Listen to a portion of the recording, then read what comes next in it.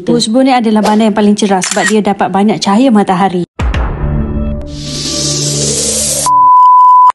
So lepas breakfast kita orang pergi city tour. So tempat pertama kita orang pergi ke Old Main Bridge. Kat Old Main Bridge ni korang wajib pergi. Jambatan ni dibuka kepada pejalan kaki sahaja. Kereta semua tak boleh masuk. Ini adalah jambatan batu tertua di Wurtzbourg dan ia menampilkan patung orang Kudus dan juga ikon-ikon lain. Selain city tour, korang boleh juga buat boat tour. Lebih kurang €15 untuk dewasa dan €9 untuk budak-budak. Sungai Main ni adalah anak sungai Rhine yang sepanjang 524 km. Wurtzbourg ni adalah bandar yang paling cerah sebab dia dapat banyak cahaya matahari. Jadi penduduk dan pelancong boleh enjoy alam semula jadi hijau dari sumber tanaman anggur. Kalau datang musim panas lebih cantik. Boleh guna teropong untuk view pemandangan atas bukit. Pelancong juga boleh abadikan kenangan di sepanjang sungai Main. Di sebelah kanan jambatan ni ada art gallery. Kita orang masuklah sebab sini free, tapi barang-barang dia semua mahal-mahal. Dan kalau korang nak melawat bangunan bersejarah, korang kena pergi sebelah kiri jambatan. So ini adalah area bandar Wurtzbourg, yang ini adalah dia punya city hall. Kalau korang malas jalan, korang boleh ambil bima ban train ni €11. Ini adalah Wurtzbourg Cathedral. Wurtzbourg adalah bandar ketiga besar di Bavaria. Ia terkenal dengan seni bina barok dan juga rokoko yang sangat unik. Ini adalah St. Mary Chapel. Kalau korang datang sini wajib pergi Wurtzbourg Residence ni. Memang cantik. Gandalannya sangat menarik. Nak masuk €9 sahaja. Sis pernah datang sini dalam musim panas. Memang ngam sangat kalau nak healing-healing ataupun nak posing-posing. Population di sini lebih kurang 131,000 sahaja. Ini adalah area market dia. Macam kita punya pasar malam lah. Kalau korang datang musim winter, kat sini memang meriah dengan dia punya Christmas market. Okey, itu saja sis nak share. Semoga bermanfaat dan salam manis dari sis.